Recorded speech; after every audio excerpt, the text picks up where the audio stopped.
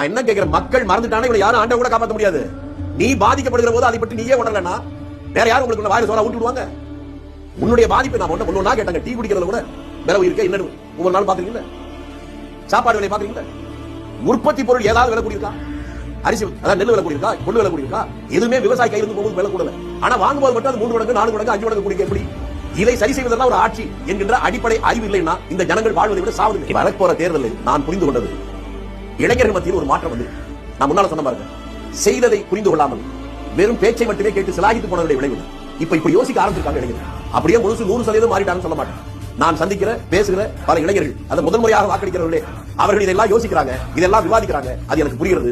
மீண்டும் ஒரு நல்ல மாற்றத்துக்கான அறிகுறி இந்த இளைஞரிடம் தெரிகிறது. இது இன்னும் கொஞ்சம் பலப்பட்டால், அதிகம் வேண்டாம், ஒரு 10 to 15% வாக்காளர்களே நேர்மைக்கும் நாணயத்திற்கும் அர்ப்பணிப்பு மனோபாவத்திற்கும் வாக்களிப்பது என்று முடிவு செய்துவிட்டாலே அரசியலுடைய போக்கே மாறிவிடும். மீண்டும் அந்த பொற்கால ஆட்சி மீண்டும்